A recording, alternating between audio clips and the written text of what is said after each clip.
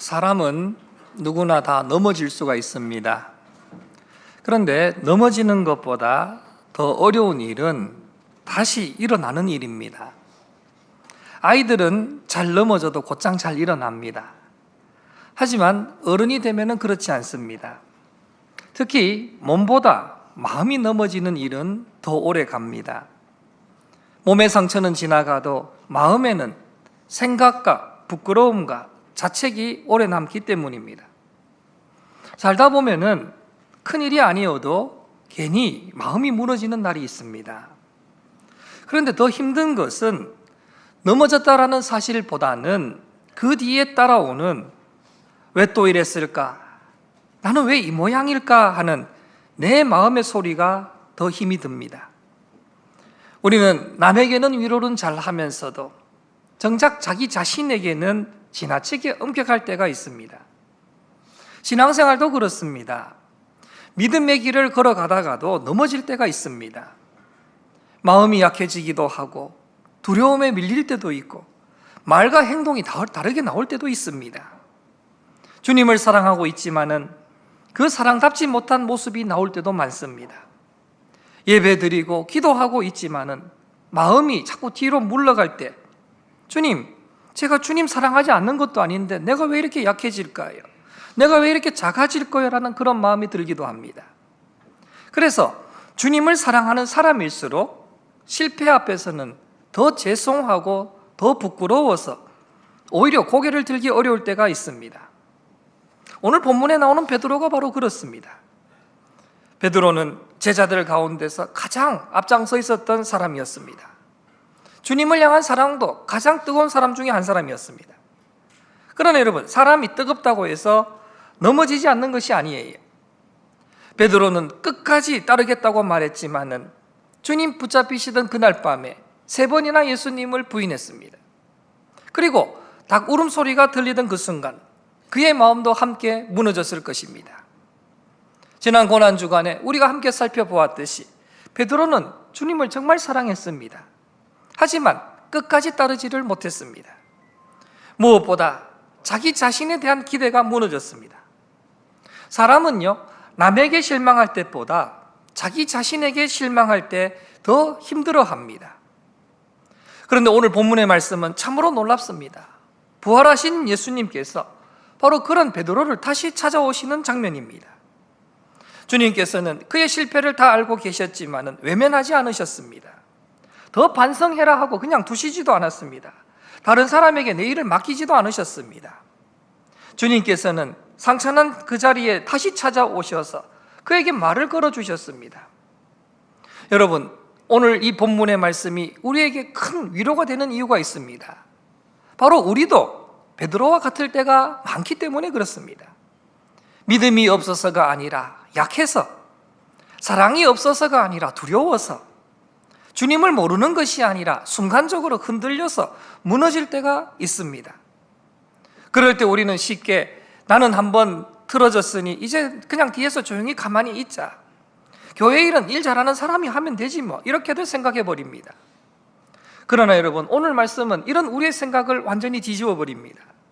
주님은 넘어졌다고 끝내지 않으십니다. 실패했다고 관계를 거두지 않으십니다.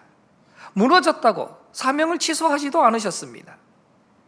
지난주 우리는 엠마오로 가는 제자들과 함께 걸어가셨던 주님을 보았습니다. 낙심한 사람의 그 걸음에 맞추어 주시는 그 부활의 주님을 우리는 만났습니다. 그리고 오늘은 한 걸음 더 나아가서 넘어진 사람을 다시 일으키시고 다시 만져주시는, 또 다시 맡겨주시는 그 주님을 보게 됩니다. 부활은 예수님께서 죽음을 이기셨다라는 그 과거의 사건만으로 머물지가 않습니다. 부활은 실패한 제자를 다시 세우시고 무너진 사람을 다시 사명의 자리로 돌려보내시는 능력입니다. 그래서 오늘은 실패한 사람도 다시 쓰임받을 수 있을까? 넘어진 나에게 주님은 다시 맡겨주실까? 이 질문 앞에 한번 서보려고 합니다.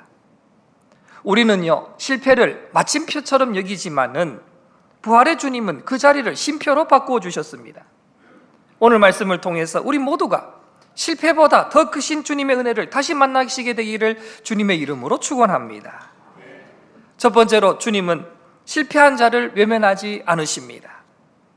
오늘 보면 요한복음 21장은 부활하신 예수님께서 디베라 바닷가에서 제자들을 만나시는 장면입니다.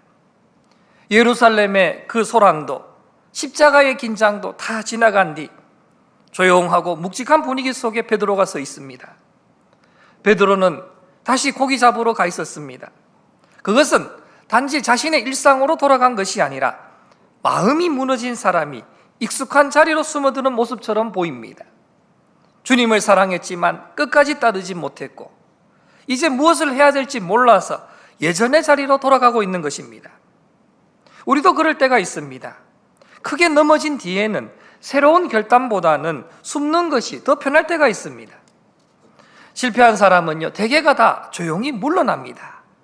그런데 바로 그 자리에 주님께서 찾아오셨습니다.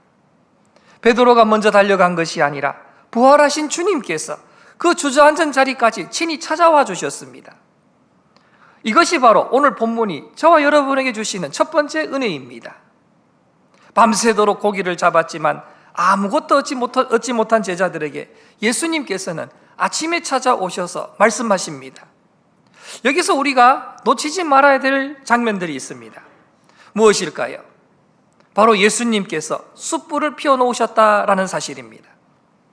요한복음 18장에서 베드로가 예수님을 3번 부인하던 그 밤에 바로 베드로는 숯불 곁에 있었습니다. 그러니까 베드로에게 이 숯불은 실패의 기억이 떠오르는 자리였습니다. 그런데 주님께서는 그 숯불 앞에서 지금 베드로를 위해서 생선을 굽고 계셨습니다. 주님께서는 바로 상처의 기억이 남아있는 바로 그 자리에서 새로운 사랑의 기억을 회복시켜 주셨습니다. 오늘 디베라 바닷가의 이 숯불은 단순한 배경이 아닙니다. 주님께서는 베드로가 무너졌던 바로 그 자리까지 들어오셔서 회복을 시작하셨습니다. 주님은 그 숯불 곁에 떡과 생선을 준비해 두십니다. 그리고는 베드로야, 너 왜 그랬어? 라고 묻지 않으시고 그에게 먼저 먹이시고 쉬게 하셨습니다. 왜 예수님께서 그를 먹이고 쉬게 하셨을까요? 실패한 사람은 이미 마음속에서 충분히 자기 자신을 책망했기 때문에 그렇습니다. 우리 주님은 정죄보다는 회복을 먼저 시작하셨습니다. 가장 부끄러운 베드로에게 가장 따뜻한 밥상을 먼저 차려주신 것입니다. 비난의 말보다는 먼저 떡과 생선의 그 온기를 통해서 그래 베드로야 괜찮다, 먹고 힘내라 하시는 그 주님의 마음을 먼저 전해주셨던 것입니다. 이제 아침 식사 후에 예수님께서 베드로에게 요한의 아들 시몬아, 내가 이 사람들보다 나를 더 사랑하느냐 물으셨습니다. 주님께서는 그의 실패를 다 알고 계시면서도 첫 말씀을 너 왜 그랬어? 이게 아니라 내가 나를 사랑하느냐라고 시작하고 계십니다. 여기서 중요한 것은 예수님께서 이 베드로를 무조건 덮어두고 지나가시지 않았다는 사실입니다. 주님의 회복은 실패를 가볍게 넘기는 그러한 값싼 위로가 아닙니다. 무너진 사실을 그대로 인정하게 하고 그 아픔을 정직하게 다루되 거기서 끝내지 않는 은혜인 것입니다. 주님은 베드로의 상처를 외면하지 않으시고 실패를 없는 일처럼 넘기지도 않으셨습니다. 그러나 그 실패를 정죄의 방식으로 다루지 않으셨습니다. 주님께서는 사랑의 질문으로 베드로를 다시 불러주셨습니다. 마치 베드로야, 내가 너 무너진 거 내가 다 알고 있다. 하지만 너의 실패가 마지막이 아니다. 네 안에 아직 나를 사랑하는 마음이 있는 건 내가 알고 있어. 그러니까 나는 여기서부터 다시 너와 함께 시작하겠다. 이렇게 말씀하시는 것과 같습니다. 성도 여러분, 이 얼마나 큰 위로입니까? 우리도 자꾸 넘어지게 되면은요, 이 실패를 내 정체성처럼 붙들고 살아갈 때가 있습니다. 아, 나는 원래 이런 사람인가 보구나. 나는 역시 안 되는 사람이다. 이렇게 마음을 굳혀버릴 때가 많습니다. 그러나 주님께서는 그렇게 말씀하지 않으셨습니다. 주님은 우리의 실패를 사실로는 보시지만은 결론으로 삼지는 않으셨습니다. 우리의 연약함을 아시지만은 우리와의 관계를 끝내지 않으셨습니다. 실패는요, 분명 아프고 부끄러운 일이지만은 주님 안에서는 그것이 마지막이 아니라는 것입니다. 주님은 이미 베드로가 넘어질 것을 아셨습니다. 3번 부인할 것도 알고 계셨습니다. 그럼에도 그를 버리지 않으시고 내가 너를 위하여 기도하였노니라고 말씀하십니다. 그러므로 오늘 이 디베랴 바닷가의 만남은 우연한 재회가 아닙니다. 넘어질 것을 아시면서도 놓지 않으신 그 예수님의 사랑이 지금 여기까지 이어진 것입니다. 우리 삶에도 이런 은혜들이 있습니다. 여러분, 주님은요, 우리가 잘할 때만 함께 하시는 분이 아니십니다. 믿음이 뜨거울 때만 가깝게 다가오시는 분도 아닙니다. 오히려 우리가 부끄러워서 고개를 들기 어려운 그 순간, 내가 나를 봐도 실망스러운 그런 순간, 그냥 뒤로 숨고 싶은 그런 때에 바로 우리 주님께서 가까이 찾아오시는 것입니다. 그래서 신앙은 나는 절대 넘어지지 않겠습니다 라는 자신감으로 버티는 것이 아니라 넘어져도 주님께서 나를 놓치지 않으십니다 라는 은혜로 서는 것입니다. 사랑하는 성도 여러분, 혹시 지금도 마음속에 오래 붙들고 계신 실패가 있으십니까? 사람들에게 말하지 않았지만은 내 안에 자꾸 떠오르는 그런 실패의 장면이 있으십니까? 그래서 마음이 자꾸 작아지고 주님 앞에서 한 걸음 더 물러나 있지는 않으십니까? 오늘 주님께서는 분명히 말씀하십니다. 주님은 실패한 자를 외면하지 아니하십니다. 무너졌다고 해서 돌아서지도 않으십니다. 오히려 그 자리에 찾아오셔서 다시 말씀해 주시고 다시 먹여주시고 다시 회복시켜 주십니다. 그러므로 오늘 우리는 실패보다 먼저 찾아오시는 그 주님의 은혜를 붙들어야만 되는 것입니다.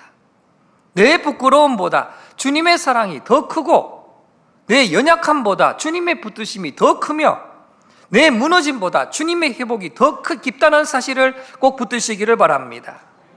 이 붙들음을 통해서 여러분 모두가 믿음으로 다시 서게 되시기를 주님의 이름으로 축원합니다. 두 번째로, 회복은 사랑의 질문에서 시작이 됩니다. 오늘 본문에서 가장 인상적인 장면은 예수님께서 이 베드로에게 3번 같은 질문을 하시는 부분입니다. 네가 나를 사랑하느냐? 주님께서는 내가 나를 사랑하냐라는 이 질문을 3번이나 하셨습니다. 그러나 여러분, 내가 나를 사랑하느냐라는 이 질문은 단순한 반복이 아닙니다. 베드로의 마음 가장 깊음까지 들어가시는 바로 사랑의 질문이었습니다. 실패한 사람은 겉으로는 일상을 살아가고 있는 것 같아도 속으로는 아직 그 밤에 머물러 있을 때가 많습니다. 주님은 바로 그 자리까지 찾아오셔서 회복시켜 주셨던 것입니다. 여기서 중요한 것은 바로 내가 나를 사랑하느냐라는 이 주님의 질문이 추궁이 아니라는 사실입니다. 예수님은 너 왜 나를 부인했느냐 이렇게 물으실 수도 있었어요. 너 그렇게 큰 소리 쳐놓고 장담해놓고 너 왜 그렇게 무너졌어? 이렇게 하실 수도 있었습니다. 그러나 주님은 그렇게 하지 않으셨습니다. 주님께서는 이 베드로의 잘못을 들추는 방식으로 회복시키지 아니하시고 사랑을 묻는 방식으로 회복시켜 주셨습니다. 왜 주님께서 그렇게 하셨을까요? 주님은 사람을 세우실 때에 죄책감만 더 얹으시는 분이 아니라 다친 관계를 다시 여시는 분이시기 때문에 그렇습니다. 베드로에게 가장 필요한 것은 자책을 더 깊게 하는 일이 아니었습니다. 그는 이미 충분히 아팠습니다. 자기 실패를 너무나 잘 알고 있었습니다. 그래서 주님께서는 네가 틀렸다 이것을 강조하지 않으시고 네 마음이 지금 어디에 있느냐 이거를 물으셨던 것입니다. 주님은 능력이나 자신감을 먼저 묻지 않으시고 내가 나를 사랑하느냐 이거를 물으셨습니다. 여러분, 회복의 시작은 실력 점검의 시간이 아니라 사랑의 자리로 돌아오는 것입니다.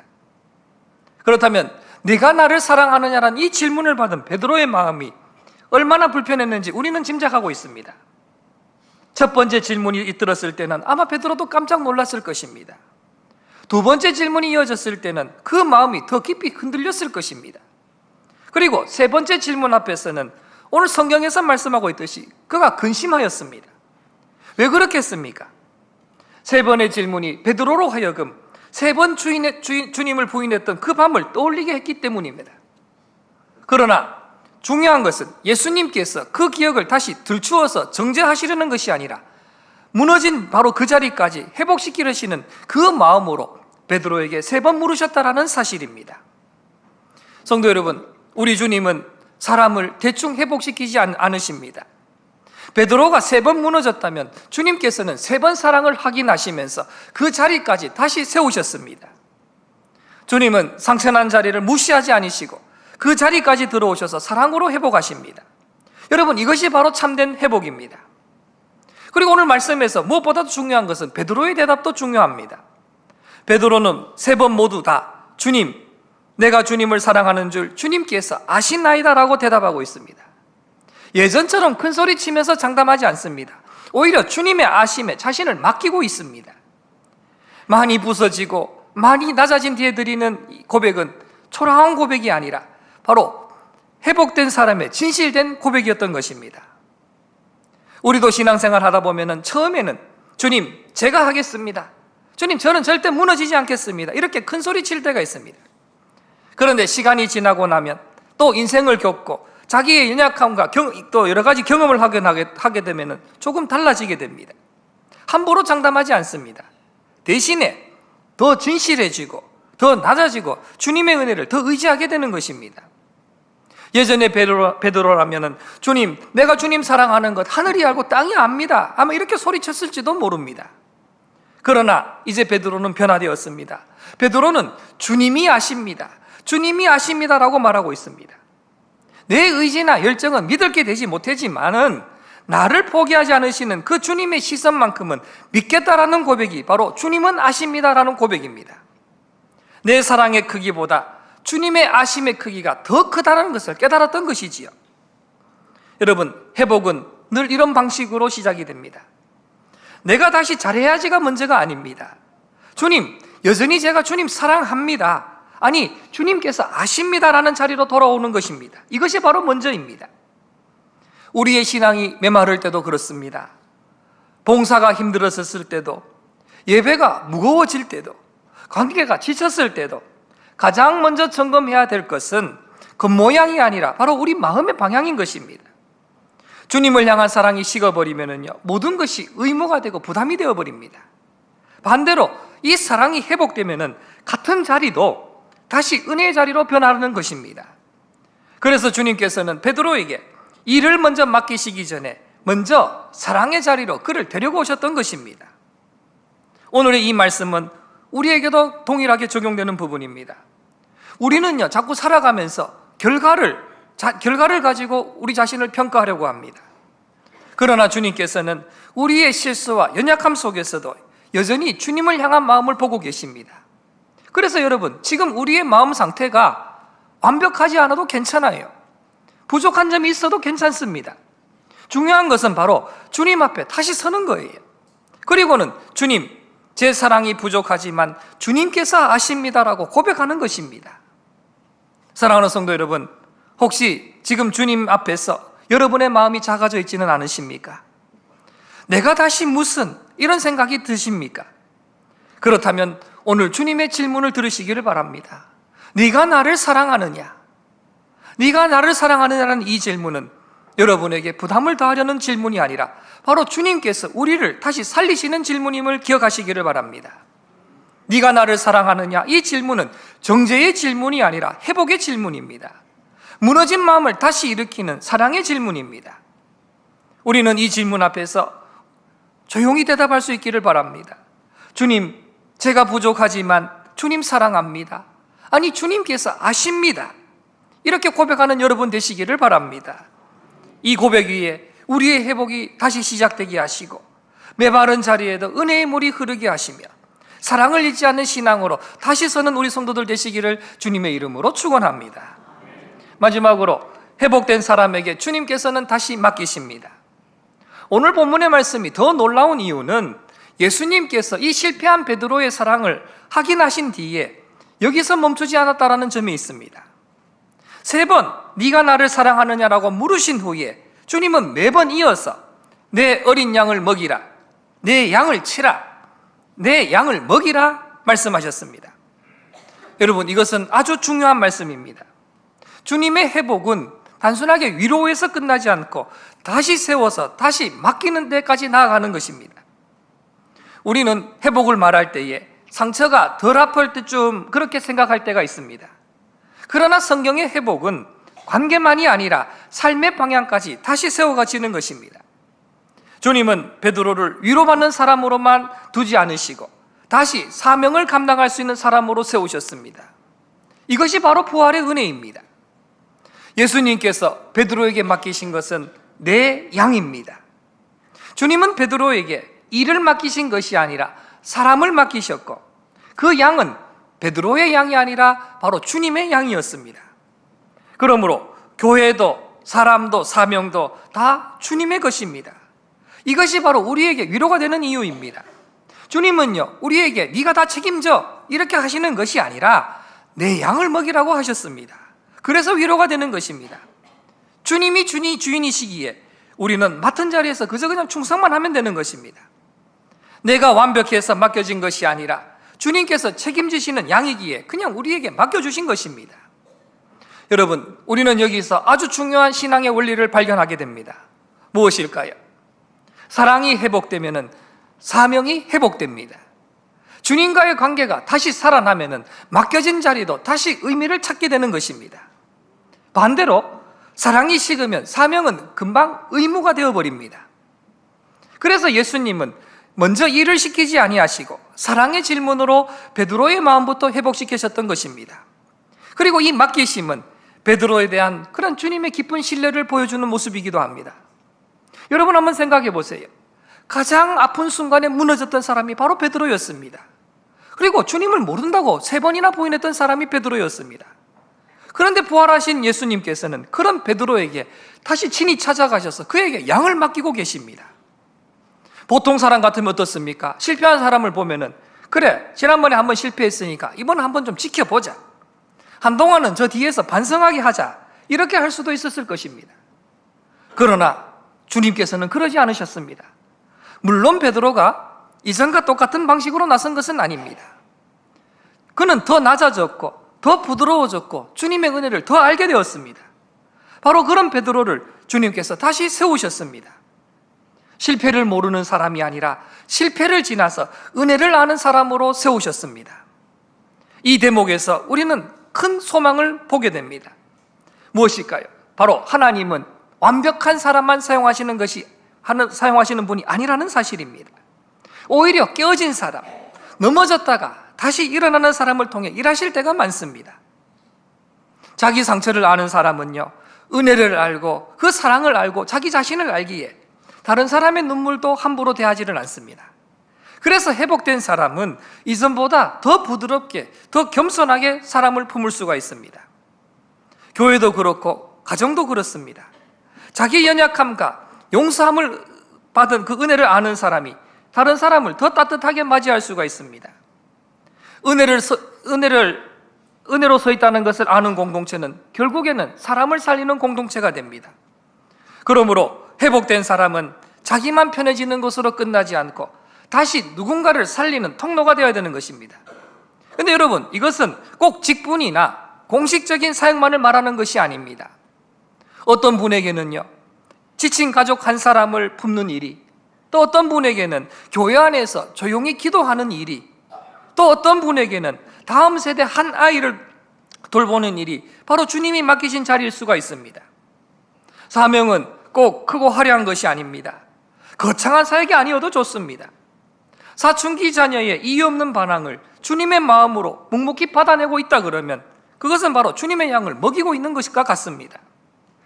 직장에서 실수한 직원을 다그치기보다는 나도 예전에 그랬어 라고 하면서 따뜻한 커피 한 잔을 건넨다면 그것이 바로 주님의 양을 치는 일입니다.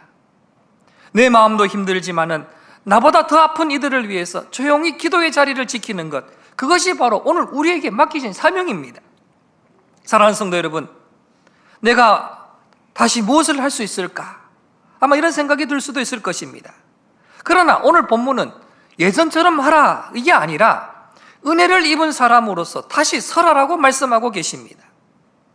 우리도 완벽해진 다음에야 쓰임받는 것이 아닙니다. 주님의 은혜를 붙들고 다시 서는 그 자리에서부터 쓰임이 시작되는 것입니다. 혹시 지금까지 실패 이후에 마음으로만 머물러 있다면 이제는 한 걸음 더 나아갈 때임을 기억하시기를 바랍니다.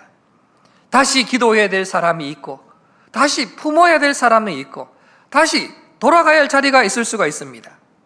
그래서 주님은 오늘도 저와 여러분에게 내 양을 먹이라, 내 양을 치라 말씀하십니다.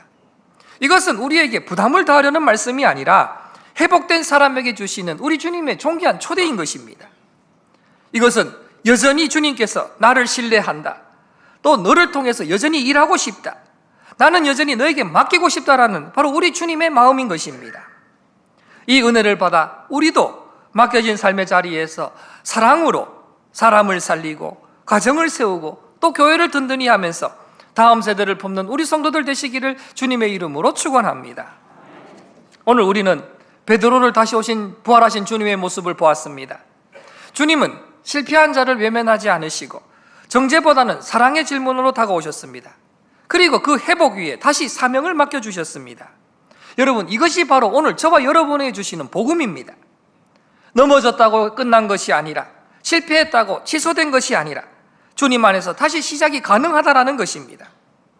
혹시 지금도 오래된 실패 때문에 주님 앞에 작아져 있다면 여러분, 오늘 주님의 음성을 들으시기를 바랍니다. 주님은 오늘도 우리를 포기하지 아니하시고 다시 세우시고 다시 맡겨주십니다. 부활은 2000년 전 빈 무덤에서 멈추지 않습니다.